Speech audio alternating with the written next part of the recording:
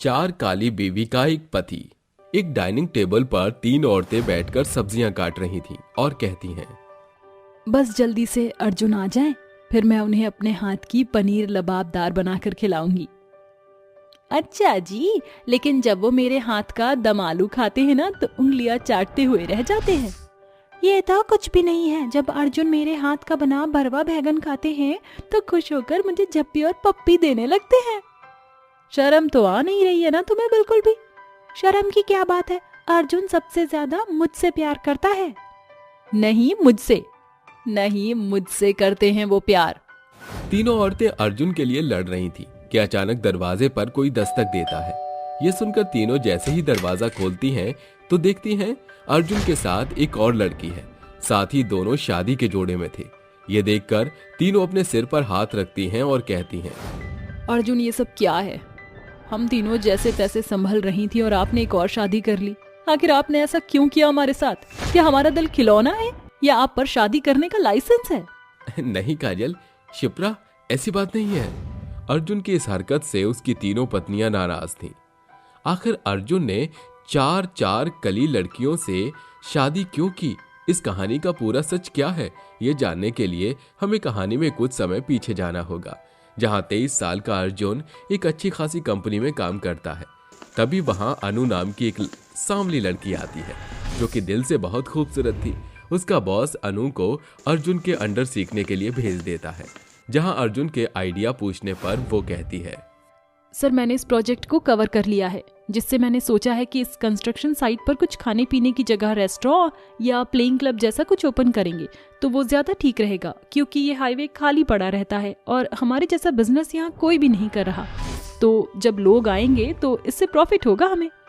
Well done, तुम तो बहुत कमाल की हो। मेरे साथ यहीं लंच करना, क्योंकि तुम यहाँ किसी को जानती नहीं हो और तुमसे ऐसे कुछ और आइडिया डिस्कस करने हैं। जी सर, जरूर आपके साथ ही लंच करूंगी। हाय ये कितना अच्छा लड़का है, मैं तो इसी से शादी करना चाहती हूँ और आज ही खुद लंच पर बुला लिया। लगता है मुझ जैसी सांवली लड़की ने पसंद आ गई। कुछ देर बाद दोनों एक दूसरे के साथ लंच करते काफी सारी बातें करते हैं। अच्छा, तो तुम अकेली कहाँ रहती हो? सर यहाँ पास में ही एक फ्लैट है। चलो कोई बात नहीं, मेहनत करोगी तो एक दिन सक्सेस मिल ही जाएगी। जी सर। दोनों जब साथ में लंच करते हैं तो ऑफिस के कुछ स्टाफ उन पर भद्दी टिप्पणियां देने लगते हैं।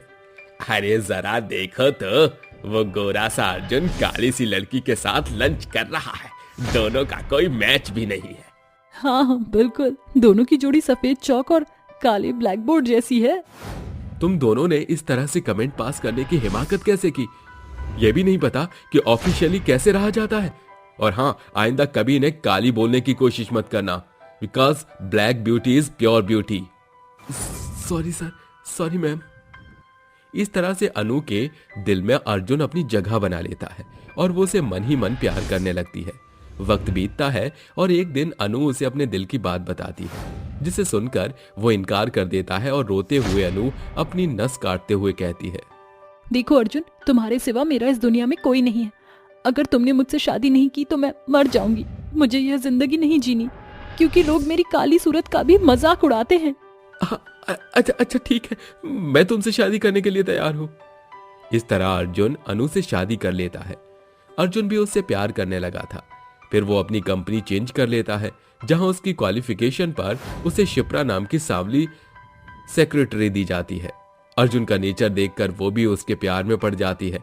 एक दिन जब वो घर अकेली जा रही थी तो कुछ गुंडे उसे किडनैप करने की कोशिश करते हैं और ऐन वक्त पर अर्जुन आकर उसे बचा लेता है। तभी वो उससे गले लिपटकर शादी की बात करती है। अर्जुन, मैं आपसे बहुत प्यार करती हूँ, मैं आपके बिना नहीं रह सकती। और उसे भी जब वो शादी के जोड़े में घर ले आता है तो अनु और शिप्रा बोल पड़ती हैं, अर्जुन ये सब क्या है? आप मेरे पति हैं या प्रसाद, जिसे मैं हर किसी में बांटती फिरूं? अनु, मुझे एहसास हो रहा है कि तुम्हें कैसा लग रहा होगा मेरे आने पर। मैं मजबूर हूँ शिप्रा। अनु ये बेसहारा और बेबस थी। मैं इसके साथ बारिश में कल रात सिर्फ ठहरा था, लेकिन उन लोगों ने हमें गलत समझा और हमारी शादी करा दी। अच्छा, इन सब चक्रों में आप ही क्यों पड़ते हैं, कोई और क्यों नहीं? मैं नहीं जानता, लेकिन तुम तीनों को बराबर प्यार करने की कोशिश करूंगा। प्लीज तुम रह लो आपस में प्यार से। ओहो, ये तो दो पहले से हैं। अर्जुन, मैं आपको अपने हाथ का कुछ बनाकर खिलाती हूँ बढ़िया सा। नहीं, जरूरत नहीं है, हमने बना लिया है, आकर खा लो। ये कहकर चारों मिलकर आपस में खाना खाती हैं। वक्त बीतता है। अर्जुन तीनों पत्नियों को बराबर प्यार करता था। वो सब आपस में संभालने लगी थी, लेकिन बीच बीच में वो लड़ा भी करती थी। एक दिन वो अर्जुन के लिए खाना बना रही थी कि दरवाजे पर फिर दस्तक होती है और अर्जुन एक और चंदा नाम की सांवली लड़की को ब्याह करके ले आता है, जिसे देखकर तीनों अपने सिर पर हाथ रखती हैं। अरे अर्जुन जी, ये सब क्या है? मैं तीसरी भी कम पड़ गई थी क्या, जो आपने एक और शादी कर ली? मैं तुम तीनों को कैसे बताऊं? टूटी मजबूरी मेरी, चंदा से शादी हो गई। मैं जानता हूं तुम्हारे लिए बहुत मुश्किल है, लेकिन उससे भी ज्यादा मेरी, क्योंकि मेरा प्यार अब 4 भागों में बंट गया। पता नहीं भगवान ने काली स्याही से मेरी किस्मत लिखी है क्या कि मेरे तुम चारों से शादी हो गई। हे भगवान, पहले से ही 3 है। अर्जुन जी, आप संभालिए खुद को। दीदी, मैं किसी को परेशान नहीं करूंगी और हम चारों मिलकर अर्जुन का बहुत ख्याल रखेंगे। अच्छा, अगर आपने चंदा के बाद में 5वीं शादी की तो? अरे नहीं नहीं, अब ऐसा बिल्कुल नहीं होगा। तुम चारों की कसम, अब कोई शादी नहीं करेंगे। तुम ही मेरी धर्म पत्नियां हो। तुम तीनों नाराज मत हो ना। अब कल मैं तुम चारों को घुमाने ले जाऊंगा। और हाँ, मेरी अच्छी सैलरी पैकेज में परमानेंट नौकरी भी लग गई है। क्या सच अर्जुन? हाँ बिल्कुल। अगले दिन अर्जुन सोता रहता है तो उसकी चारों बीवी उसे उठाने के लिए आ जाती हैं। लाख उठाने पर भी वो घोड़े बेचकर सो रहा था। तभी चारों एक दूसरे को आंख मारकर बोलती हैं, ये ऐसे नहीं उठ रहे, क्यों ना इन्हें हम गुदगुदी करें? तो चारों अर्जुन को हाथ पैर पेट गर्दन पे गुदगुदी करती हैं। तो वो झटके से हंसते हुए उठ जाता है। अरे अरे अरे अरे, तुम चारों मिलकर क्या कर रही हो? अरे अरे छोड़ो मुझे। अच्छा अच्छा बाबा, उठ गया। जल्दी कीजिए, ब्लू कलर की शर्ट निकाली है। अरे नहीं, वो येलो शर्ट पहनेंगे आज। नहीं अर्जुन, आप रेड शर्ट पहनिए।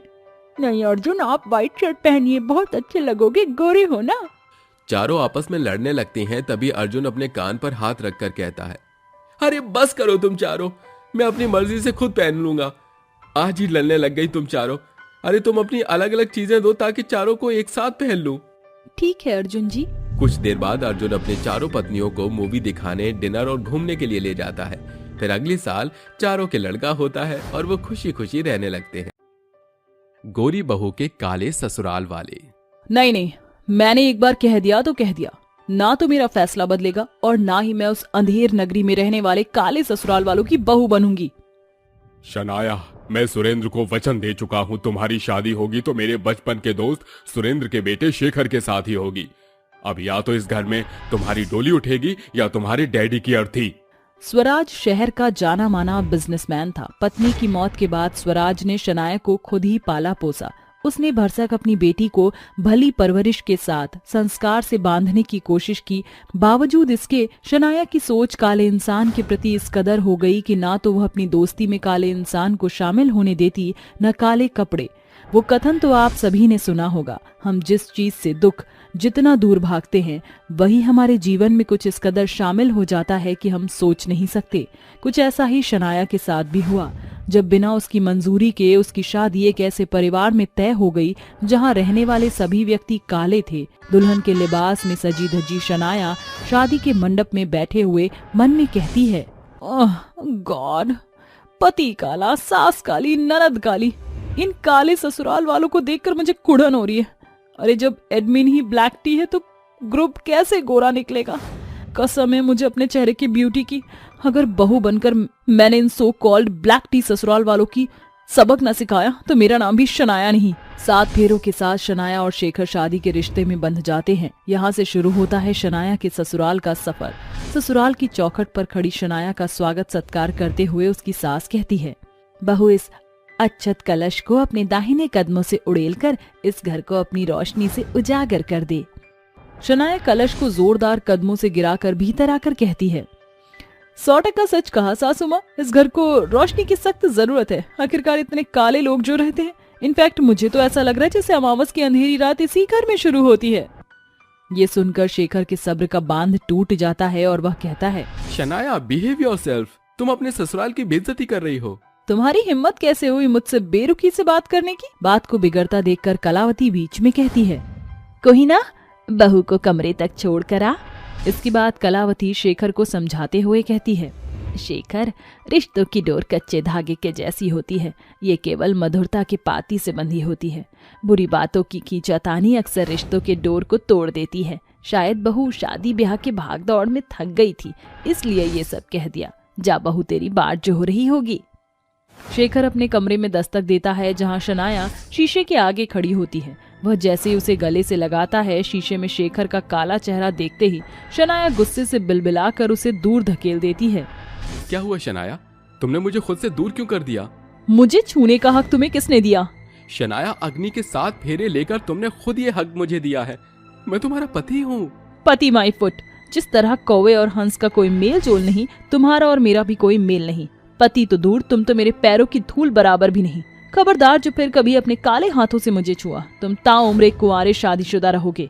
यही तुम्हारे कालेपन की सजा है। गोरेपन का गुमान दिखाकर शनाया शेखर के सारे अरमान को छिन्न भिन्न कर देती है। अगली सुबह सवेरे के 10 बज गए, बहू अब तक नहीं जागी। कोहिना, जा जरा भाभी को जरा देख कर तो आ। कोहिना कदम बढ़ाने वाली ही थी कि शनाया शॉर्ट नाइटी पहने हुए सीढ़ियां उतरती हुई हॉल में आती है। अरे बहू, ये कैसे आधे अधूरे कपड़े पहने हैं तूने? क्यों सासू माँ, क्या खराबी है मेरे कपड़ों में?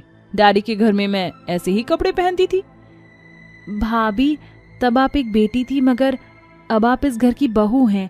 बहू का ऐसे कपड़े पहनना ससुराल में शोभा नहीं देता। प्लीज बंद करो ये लंबा चौड़ा लेक्चर। तुम दोनों काली कलूटी माँ बेटी साफ सीधे ये क्यों नहीं कहती कि इस शॉर्ट ड्रेस में मेरा गोरा सुंदर शरीर देखकर तुम्हें अपने काले रंग को लेकर कुढ़न हो रही है? कड़वा लगा ना, मगर यही सच है। ये सुनकर शनाया का ससुर सुरेंद्र बीच में बोलता है, बहू, ये क्या सलीका है अपनी सास से बात करने का? रूप का इतना गुरूर और गुमान अच्छा नहीं होता। क्यों ना करूं मैं अपने गोरेपन का गुरूर? मेरा चेहरा चांद से कम नहीं। शायद तो भूल गई है बहू, जगत को अपनी चमक से उजागर करने वाले चांद में भी दाग है। ससुर की इस बात के आगे बहू चुप्पी साधने पर मजबूर हो जाती है। समय गुजर जाता है। गोरी बहू किसी न किसी बहाने से अपने काले ससुराल वालों को जली कटी बातें सुनाया करती। एक सांझ की बात है, कोहिना अपनी भाभी के पास आकर हिचकते हुए कहती है, शनाया भाभी, वो कल मेरे कॉलेज का आखिरी दिन है। कॉलेज की पढ़ाई पूरी होने के कारण कल फेयरवेल पार्टी है। प्लीज, क्या आप मेरा मेकअप कर देंगी? ये सुनकर शनाया अपनी ननद के कालेपन का ठट्ठा उड़ाते हुए कहती है, क्या कहा? मेकअप? और तुम्हारे काले अंधेरे चेहरे पर मैं चाहे लाख लीपापति क्यों ना कर लूं, उसके बावजूद भी तुम्हारे चेहरे के काले पक्के रंग की काया पलट करना नामुमकिन है। बेमतलब मन की मिठाइयां खाने से भला अपने काले सूरत को किस्मत समझ लो। अपने सांवले सूरत पर शनाया की बुरी टिप्पणी सुनकर कोहिना का कलेजा मुंह को आ रहा था। वह टूटे मन से उस कमरे से निकल जाती है। गुजरते समय के साथ गोरी बहू का गुमान बालू की उस बुलंदी पर जा पहुंचा जो एक झोंके से बिखर जाता है। अपने रूप की और ज्यादा निखारने और संवारने की आतुरता में शनाया भांति भांति के मेकअप प्रोडक्ट लगाती है, मगर किसे खबर थी कि अब जो होने वाला था वह बेहद अलग था। एड की देखा देखी वह एक ब्यूटी प्रोडक्ट मंगवाती है। यस, अब ये ब्यूटी प्रोडक्ट कल सुबह तक मेरा रूप और ज्यादा सुंदर कर देगा, जिसके बाद मैं गोरी बहू अपने दमकते चमकते चेहरे से अपने काले ससुराल वालों का जिया चलाऊंगी और साथ ही मेरे सुंदर चेहरे को सोंझे देखकर मेरे काले पति के दिल पर भी छुरियां चलेंगी। इस सोच के साथ वह ब्यूटी प्रोडक्ट लगाकर सो जाती है, मगर सवेरे जब वह शीशे के सामने खड़ी होती है तो अपने सुंदर रूप पर चितकबरे चकत्ते देखकर उसका चेहरा पीला पड़ जाता है। फौरन ही उसकी आंखों में आंसुओं का सैलाब उमड़ पड़ता है। नहीं, ये नहीं हो सकता, मेरा चेहरा। शोरगुल सुनकर सभी वहां जुट जाते हैं और कलावती कहती है, अरे ये शोरगुल कैसा है? अरे बहू, ये तेरे चेहरे को क्या हो गया? लाख कोशिश के बावजूद शनाया अपने चेहरे को पहले की तरह सुंदर करने में असफल रहती है। नहीं, मैं इस कुरूप चेहरे के बोझ के साथ नहीं जी सकती। इससे बेहतर मेरा मर जाना है। शनाया, शांत हो जाओ, तुम्हारा चेहरा ठीक हो जाएगा। और अगर ऐसा ना भी हुआ तो भी तुम ही मेरी बीवी और इस घर की बहू रहोगी। बहू धीरज धर, कोई ना जाकर हल्दी चंदन का लेप बना, शायद ये दाग धब्बे उससे हट जाएं। कोई ना फौरन लेप तैयार करके अपनी भाभी के चेहरे पर उस लेप को लगाकर 2-3 दफा लगाती है, जिससे शनाया की खोई हुई सुंदरता लौट आती है। मगर शर्मिंदगी से झुका उसका सर जमीन में गड़ने को हो रहा था। शादी के पहले दिन से मैंने अपने गोरे रूप का गुमान दिखाने के साथ अपने कटु कड़वे शब्द से आप सभी जन को ठेस पहुंचाई।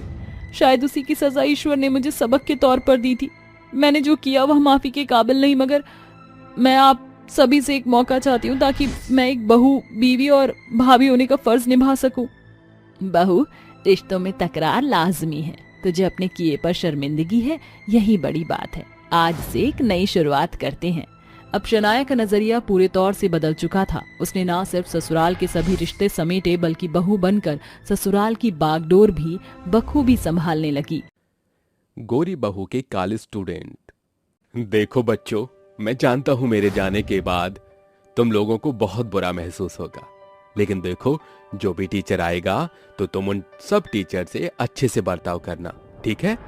लेकिन टीचर, आप तो जानते ही हो, हम कभी भी किसी भी टीचर के साथ बुरा बर्ताव नहीं करते। हाँ, जितने भी गोरे टीचर हैं वो सभी हमारे साथ बहुत बुरा बर्ताव करते हैं, हमें मारते हैं और हमें ढंग से पढ़ाते भी नहीं हैं। टीचर, आपको पता है अब इस क्लास में कोई भी टीचर आने से भी कतराएगा। मैं सब कुछ जानता हूँ, लेकिन मैं कोशिश करूंगा कि तुम्हारी इस क्लास में कोई अच्छा सा टीचर आए ताकि तुम लोग अच्छे से पढ़ सको। ऐसा कहकर सिद्धार्थ अपनी क्लास खत्म करके चला जाता है, जिसके बाद वह सभी बच्चे आपस में बात करने लगते हैं।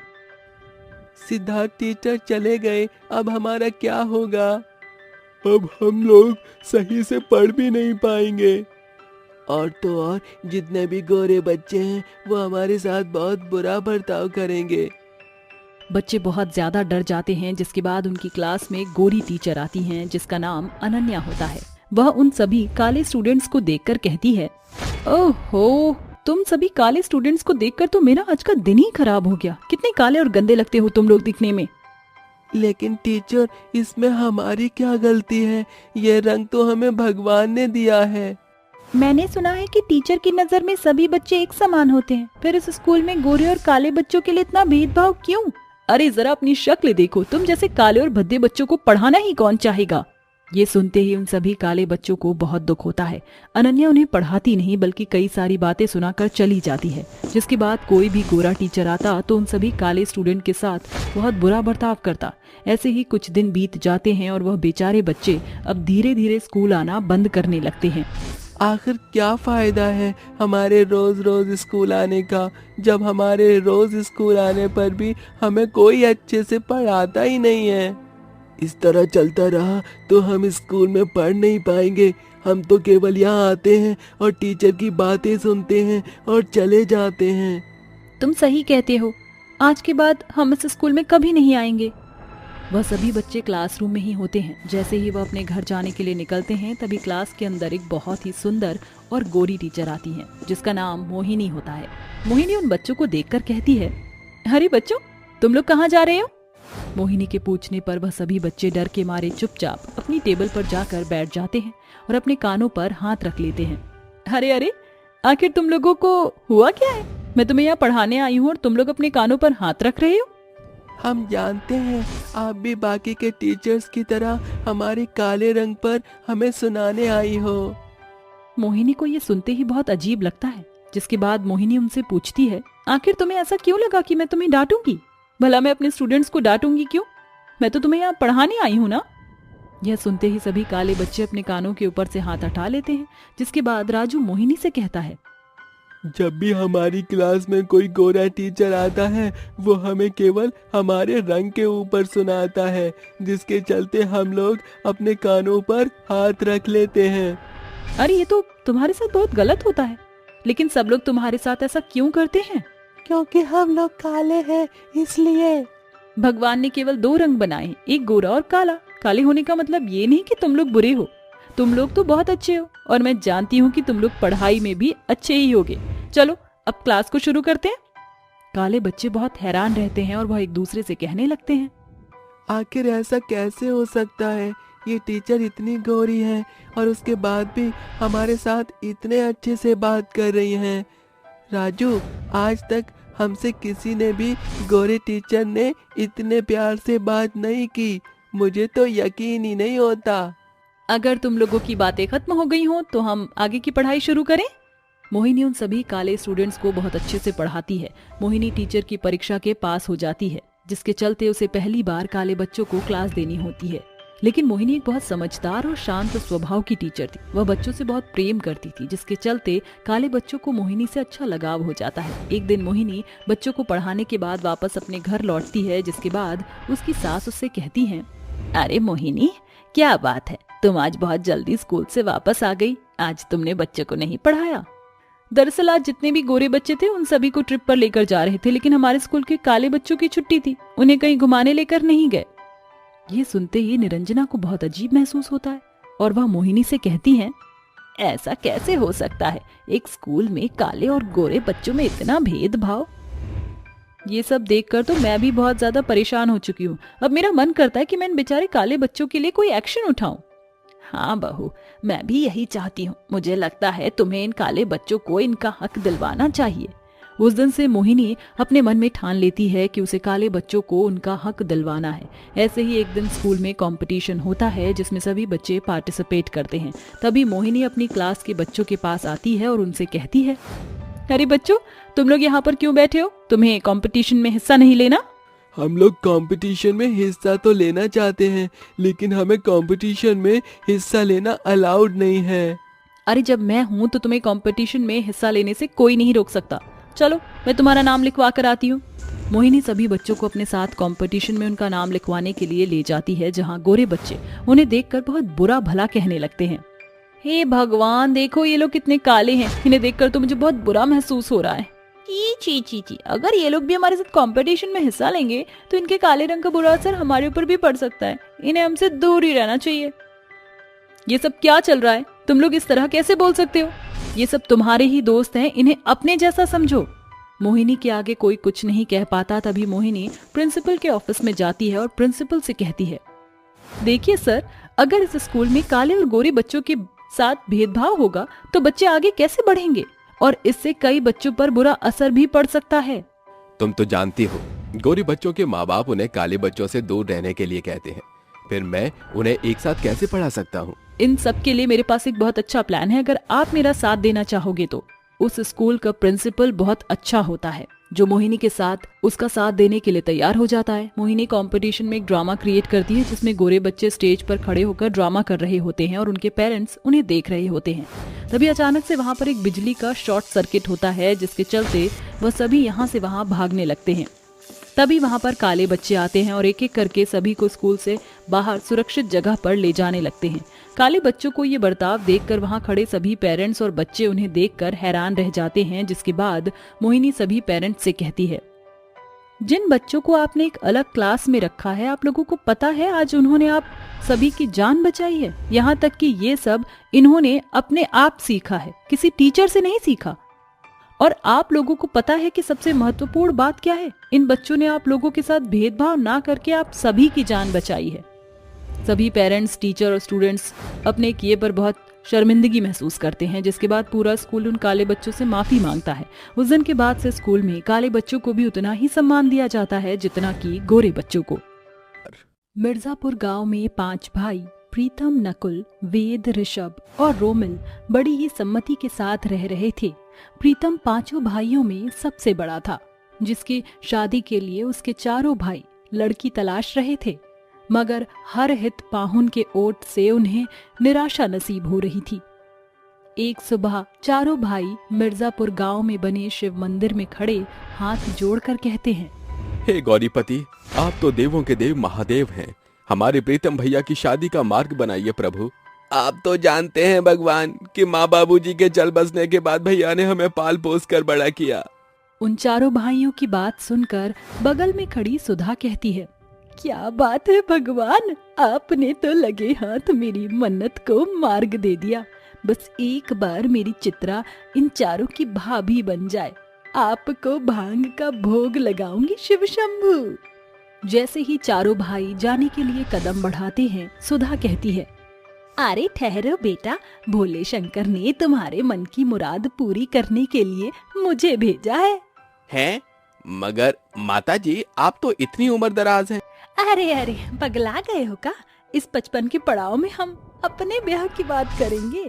मैं मेरी बेटी चित्रा की बात कर रही हूँ। ये पकड़ो पता और कल अपने भाई प्रीतम को लेकर चले आओ। अगले ही दिन चारों अपने भाई प्रीतम के साथ सुधा के घर पहुँचते हैं, जहाँ चित्रा और प्रीतम एक दूजे को पसंद कर लेते हैं और महीने भर के भीतर ही चित्रा 4 संस्कारी देवर की भाभी बन जाती है। भाभी, इस नए घर में हम देवर आपका स्वागत करते हैं। शुक्रिया देवर जी। भाभी, अब आप जाकर आराम कर लीजिए। शादी की भागदौड़ में आप बहुत थक गई होंगी। अगले दिन चारों देवर पौ फटने के साथ जाकर घर का काम काज निपटाने में जुट जाते हैं। तभी तकरीबन 9 बजे चित्रा नीचे आती है। गुड मॉर्निंग भाभी। आप चारों कब जागे? माफ करना देवर जी, मुझे उठने में देरी हो गई। आप चारों भाइयों को भूख लगी होगी ना, मैं फटाफट से खाना बनाती हूँ। जैसे ही चित्रा रसोई घर का रुख करने के लिए पैर बढ़ाती है, उसके 2 देवर ऋषभ और रोमिल उसे कुर्सी पर बिठाते हैं। अरे देवर जी, आप सभी मुझे नाश्ते की मेज पर क्यों बिठा रहे हैं? क्योंकि भाभी माँ, हमने सारा काम खत्म कर दिया है और हमने आपके मनपसंद का खाना भी बनाया है। चक्कर तो बताइए। तो आप देवरों की बदौलत घर द्वार इतना चमक दमक रहा था। मेरे लाडले देवर जी, जब तक इस घर में औरत नहीं थी तब तक आप चारों ने जितना बर्तन चौका कर लिया बहुत है। मगर अब आपकी भाभी सब संभाल लेगी, क्योंकि औरत के रहते मर्द बर्तन मांजे ये मुझे मंजूर नहीं। और अगर आप चारों ही घर का जिम्मा उठा लेंगे तो मैं क्या करूंगी? भाभी, आप सब अपने देवरों को खेलने के लिए एक जीता जागता खिलौना दे दीजिए।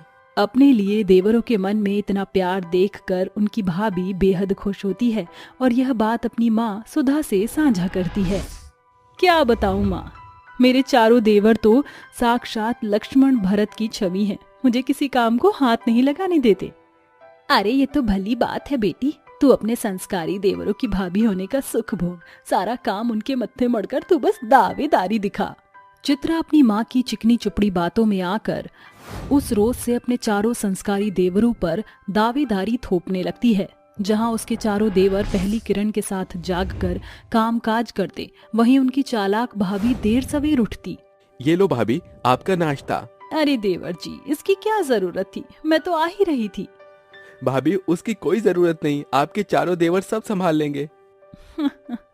संभालो देवर जी, वैसे भी तुम चारों शन्नोबाई बनकर बर्तन चौका करते हुए ही जचते हो। मेरी तो ठाठ है, बगैर एक तिनका उठाए पलंग पर पसरे पका पकाया खाने को मिल रहा है। बेचारे संस्कारी देवर हर दिन अपनी भाभी की जी हजूरी में जुटे रहते, जिसके चलते चित्रा की कामचोरी बुरे लत में बदलती गई। वह सारा दिन फूहर की तरफ बैठकर बेचारे देवरों को फरमाइश दिया करती। एक दिन, भाभी, वो दरअसल कल सुबह हम चारों को काम के सिलसिले में बाहर जाना है, इसलिए हम अर्ली मॉर्निंग ही निकल जाएंगे। फिर तो सारा काम मेरे सर पर सवार हो जाएगा। क्या करूं, कैसे बचूं? क्या हुआ भाभी, आप ठीक तो हैं? पता नहीं देवर जी, कुछ दिनों से सर में बेतहाशा भारीपन रह रहा है, कमजोरी भी महसूस हो रही है। मगर आप चारों मेरी चिंता मत कीजिए। अरे ऐसे कैसे चिंता न करें भाभी, आपकी तबीयत खराब है इसलिए हम कहीं नहीं जा रहे। क्या बात है चित्रा, इस झूठी बीमारी के दाव ने तेरे चारों देवरों को जाने से रोक लिया। शुक्र है। ऐसे ही समय गुजरता है। फिर एक दिन, नकुल, वेद, रोमिल, ऋषभ, जरा यहाँ तो आना। जी भाभी माँ, आपने बुलाया? हाँ, वो आज ना मेरा अपने देवर के हाथों का छोले भटूरे खाने का मन है। क्या तुम चारों मेरे लिए बना दोगे? हाँ, जरूर भाभी, आपका हुक्म सर आंखों पर। चारों भाई फेटा बांधे रसोई में आकर छोले भटूरे बनाने में जुट जाते हैं और थोड़ी ही देर के बाद वह चित्रा के पास आते हैं। टन टन, भाभी जी, पेश है देवर स्पेशल गर्मा गर्म छोले भटूरे, टेस्ट करके बताइए। क्या बात है देवर जी, आप चारों ने तो चुटकियों में छोले भटूरे बना दिए। भाभी माँ, अब बिना देर की अपने देवरों के बनाए छोले भटूरे चक्कर तो बताइए। जैसे ही चारों देवरों की भाभी चित्रा उनका बनाया खाना चखती है तो वह बुरा सा मुंह बनाकर कहती है, छी, ये कैसे बेढंगा छोले भटूरे हैं। नमक मिर्च का जरा भी अंदाजा नहीं लगता है तुम चारों का। अपनी भाभी की खिदमत से मन भर गया है क्या, इसलिए उकता कर ऐसा किया है? भाभी आप भड़क क्यों रही हैं? हम चारों ने बड़े चाव से ये बनाया था और आज से पहले हमने छोले भटूरे नहीं बनाए थे, इसलिए शायद कमी रह गई। बस कीजिए देवर जी, आप चारों झूठी दलीलें देना। ताव में आकर चित्रा अपने संस्कारी देवों के सीधेपन की आड़ में उन्हें खूब खरी खोटी सुनाती है। बावजूद इसके वह चारों एक चू तक नहीं कसते। सॉरी भाभी, आपके देवरों से भूल हो गई। समय गुजरता है, फिर एक दिन चारों भाई बातें करते हैं। मेरे भाइयों, भाभी को आए 6 महीने से ज्यादा हो चुके हैं, तब से हम उन्हें बनाकर खिला रहे हैं। एक दिन भी हमने भाभी के हाथों के खाने का चटकारा नहीं लगाया। हाँ रोमिल भैया, बात तो सच है। तो ये ख्वाहिश आज पूरी करवा लेते हैं, चलो। चारों भाई एक साथ चित्रा के कमरे में आते हैं। क्या बात है, तुम चारों यहाँ? भाभी, आपके आए इतने महीने हो गए, मगर हम देवरों ने आपके हाथ की बनी चाय की चुस्की तक नहीं ली। आज आप हमें कुछ बनाकर खिला दीजिए। क्यों नहीं देवर जी, देखना आज ये भाभी अपने दुलारे देवरों को ऐसा दमदार खाना खिलाएगी कि जिंदगी भर याद रखोगे।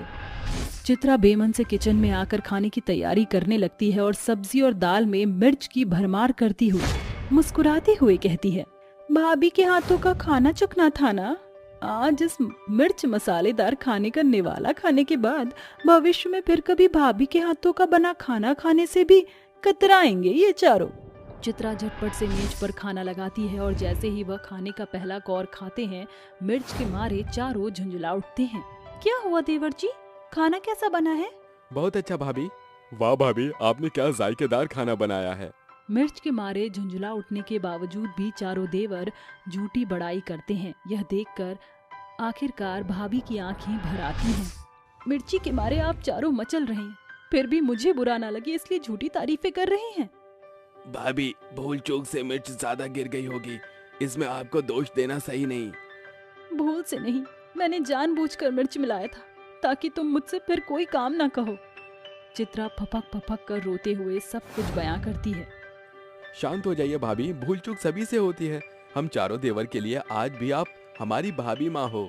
ये तो आप चारों का बड़प्पन है। अब ये भाभी अपने देवरों को चूल्हा चौका करते नहीं बल्कि दूल्हा बनते देखना चाहती है। अंत में चित्रा अपने चारों देवरों की शादी के लिए एक ही घर की 4 बहनों को पसंद करती है और धूमधाम से अपने संस्कारी देवरों की शादी कर देती है, जिसके बाद वह भाभी से 4 देवरानी की जेठानी बन जाती है।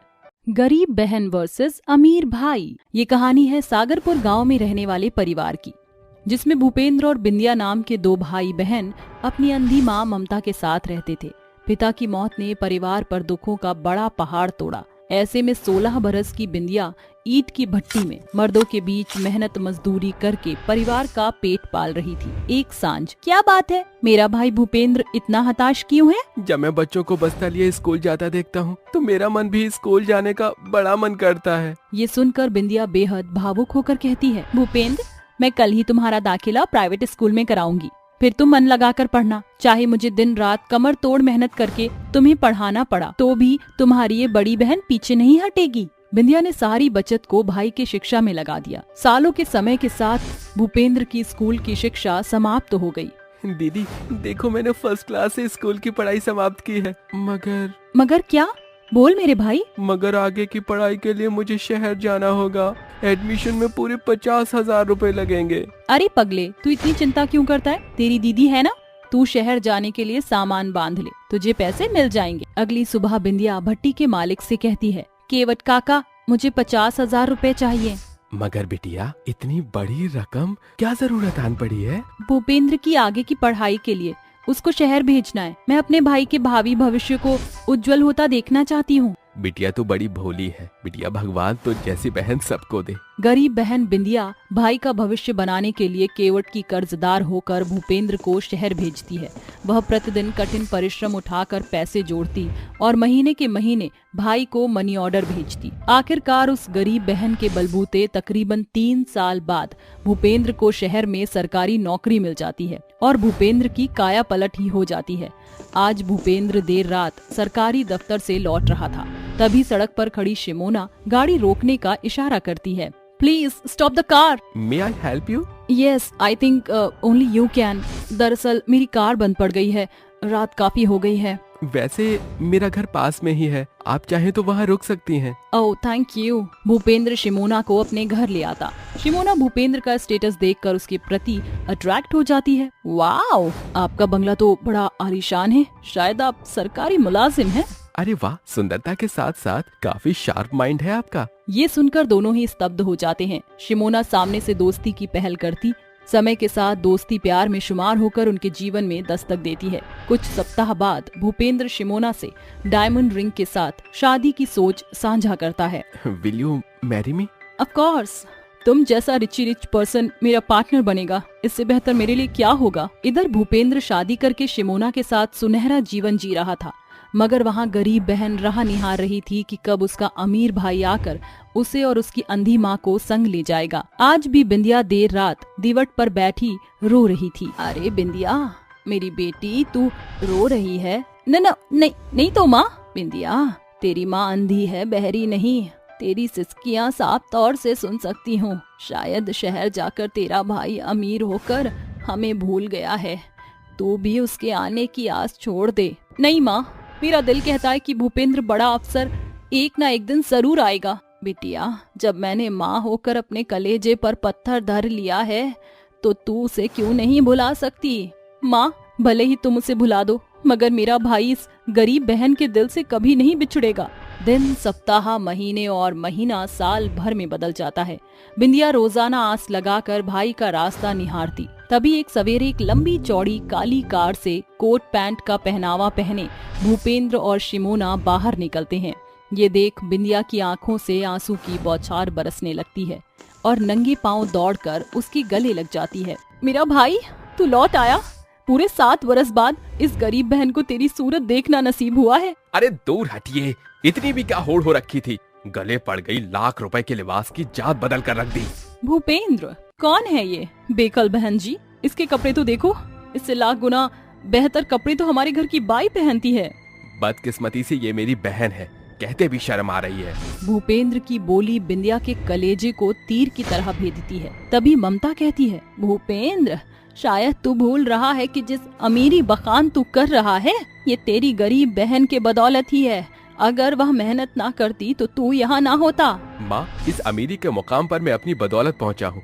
बचपन से अब तक इन्होंने जितने पैसे मेरी पढ़ाई पर लगाए हैं उससे 4 गुना ज्यादा मेरी महीने की सैलरी है। माँ, कहो तो चेक दूं? मुझे तुझसे कुछ नहीं चाहिए भाई।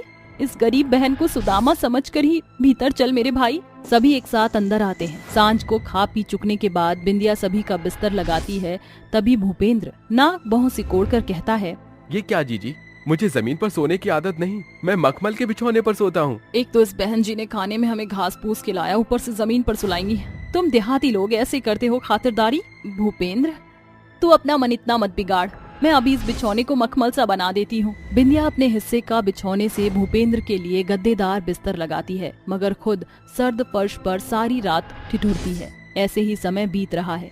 उस सवेरे जब बिंदिया भट्टी की ओर बढ़ रही थी तो उसका गांव का बिगड़ैल बेपाक लाखन उसको छेड़ते हुए कहता है, अरे ओ मेरी रसमलाई, हाँ जरा रुको तो, इतना मटक मटक कर कहाँ चल दी सवेरे सवेरे सवारी? हाँ? एकाएक लाखन उसका हाथ पकड़ लेता है। लाखन, मेरी कलाई छोड़। अरे मेरी रस भरी रानी, किसी को न किसी को तो तुम्हारी कलाई पकड़नी पड़ेगी। अरे उम्र ढलती जा रही है, जरा तो अपनी जवानी पर तरस खाओ। लाखन उसे जोर जबरदस्ती पर उतारू हो जाता है। तभी ऐन मौके पर भूपेंद्र वहाँ आकर बौखलाकर उसे खूब पीटता है कि केवट कहता है, कमीने, आज मैं तुझे इसी जमीन में गाड़ दूंगा। बस कर भूपेंद्र, ये भिड़ंत करके क्या साबित करना चाहता है तू? और कितने से भिड़ेगा अपनी बहन के लिए? अरे सयानी लड़की पत्थर की सिल के जैसी होती है। आज अगर तेरे पिता जिंदा होते तो ब्याह हो चुका होता इसका, मगर इस गरीब बहन की गलती इतनी है कि इसने अपने भाई के भविष्य को संवारने में हर बोझ तकलीफ सही, और इसलिए गांव के गुंडे मुस्तंडे इसे अपनी जागीर बनाना चाहते हैं। केवट की कड़वी बातें भूपेंद्र के मन को इस कदर भेदती हैं कि उसका अभिमानी सर शर्म से झुक जाता है। दीदी, मुझे माफ कर दो। अरे आपने तो इस भाई के लिए बड़ी बहन से बढ़कर किया, मगर मैं मंद बुद्धि आपकी जिम्मेदारी उठाने के बजाय आपको कितना कुछ सुनाया। मगर अब ये भाई अपनी बहन की शादी उतनी शानो शौकत से करेगा कि दुनिया देखेगी। भूपेंद्र अपने भरसक कोशिश से बहन के ब्याह के लिए सैकड़ों रिश्ते देखता है। अंत में वह अपने शहर में रहने वाले अपने सर्वप्रिय मित्र से उसकी शादी कर देता है और अंत में कहता है, जाओ दीदी, आज से तुम्हारे जीवन की नई शुरुआत होने जा रही है। सजना के घर जाकर अपने इस भाई को भूल मत जाना। विदाई की बेला पर बिंदिया अपने भाई के सीने से सटकर फूट फूट कर रोती है। अब दोनों भाई बहन एक समान रईस हो चुके थे। दोनों की जीवनी चांदी सोने के समान कट रही थी। सच है साथियों, अक्सर लोग रुतबा बदलने के बाद रिश्तों की अहमियत भूल जाते हैं, मगर याद रखिए, इंसान का सिर्फ स्टेटस ही सब कुछ नहीं। पारिवारिक प्यार की साझेदारी सर्वोपरि धन है। पैसा परिवार का मोल कभी नहीं चुका सकता।